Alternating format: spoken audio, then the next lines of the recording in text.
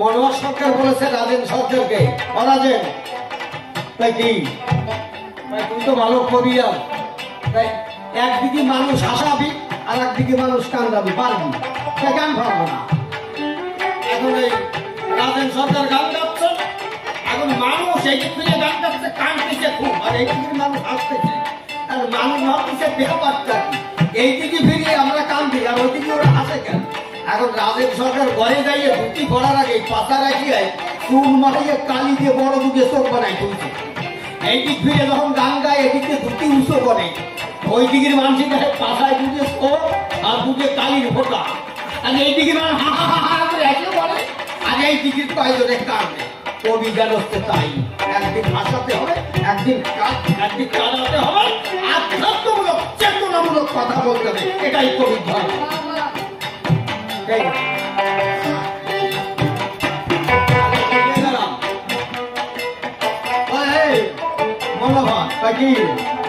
তোর ঘাটে নাও আছে না আছে বাসুরে যাবি গেলি আমার একটা নাও যে কয় শেষা লাগবে কয় একখান আছে 4 বার শেষলি হবে আর একখান আছে 1 শেষা দিলি হবে হয়তো 1 শেষা খাওয়াতে 4 বার শেষলি যাবো হ্যাঁ মামা ওইটাই নাও কাঠের চেয়ে শেষাতে বাধা গাইছে শেষ হবে ওই যে 1 শেষা মানুষের জীবনটাই 1 শেষা 4 বার শেষে 4টে আশ্রমে 4 বার শেষলি হয় 1 শেষায় জীবন ওঠে না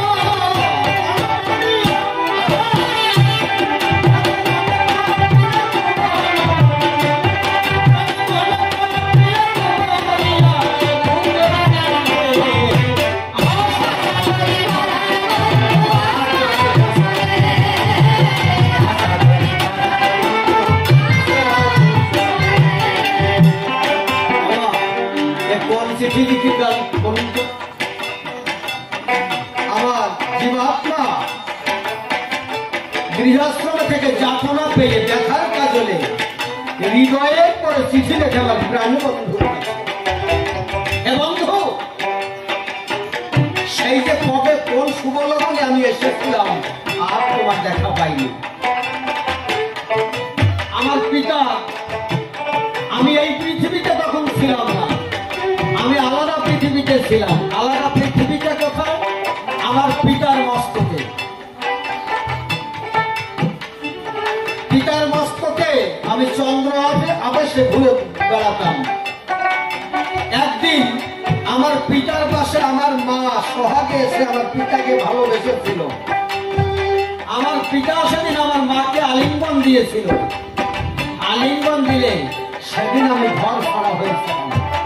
বিজয় বাবুর একটা গান আছে না, ওরে আমি ঘর ছাড়া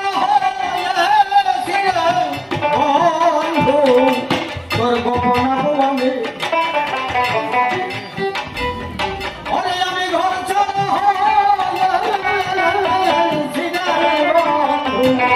তোর গোপন আমার গোপন আহ্বান। ভালোবাসা কেন্দ্রস্থলে পড়ে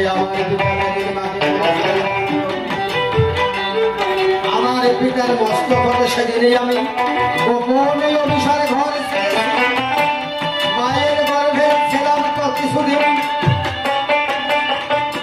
তারপরে আমি এই মর্তভূমিতে এলাম। ঘর ছাড়া হয়েছি বন্ধুত্ব গোপন আহ্বানে। এই পৃথিবীতে ছিলাম, এইখান থেকে তার গোপন ইশারায় আমি সেই ঘর ছাড়া হয়ে আমি মর্তভূমে এসেছি। আমি মানুষ রূপে হলাম। এই চিঠি লিখি কথা আমার কেউ বলেছেন, আজকাল যাও চিঠি লেখে। ও চিঠি না, আজকাল তো পিরিতি চিঠি লেখে। তাই যখন জীবাত্মা সংসার আনন্দে যাতনা পেয়ে আর সইতে পারে না, দেহ টলমল করে আর চলে না, তখন এই জীবাত্মা পরমাত্মার কাছে চিঠি লেখে, হে বন্ধু আমার আর কয়দিন বাকি আছে। হে বন্ধু তোর ইশারা হয়ে গেছে, আর বেশি বাকি নাই। দেখ তোর চোখের জ্যোতি জ্বলে গেছে, চামড়া ভিড় হয়ে গেছে, চুল পেকে গেছে, এবার তোর সময় হয়েছে, এবার টিকিট টাকা হয়ে গেছে, ট্রেন আসলে উঠে যাবি।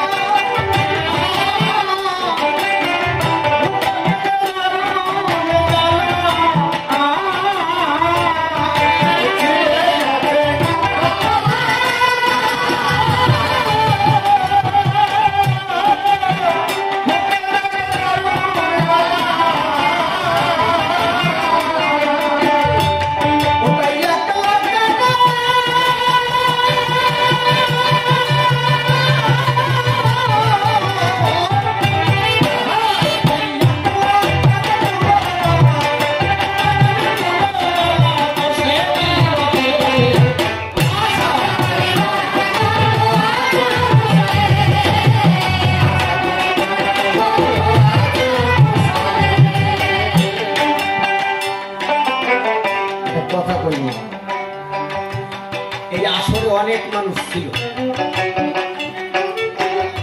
অনেক মানুষ আছে তখন ছিল, কিন্তু কখনো কখনো গান গাইতে গেলে একটা কোনার দিক ফিরে গান গাইতে হয়।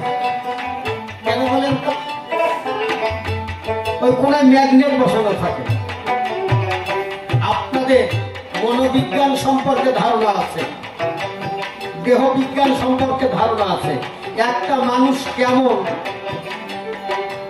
যারা মনোবিজ্ঞান নিয়ে পড়াশোনা করেছে, আলোচনা করে, তারা এই অবয়বকে দেখলে বুঝতে পারে মানুষের জীবন চলছে কেমন। ঠিক তা যারা গান গায়, কীর্তনীয় কবিয়াল, তারা আসলের দিকে চাইলে বোঝে যে প্রকৃত শ্রোতা কোন জায়গা কয়জন আছে দেখবেন গান গাইতে গাইতে সেই দিক বেশি ফেলবে ঠিক তাহলে আর মানুষের রাগ হয় আমাকে দিক ফেরে না আর মান সম্মানে তাই আমাকে করা লাগে না মান সম্মান তো থাকে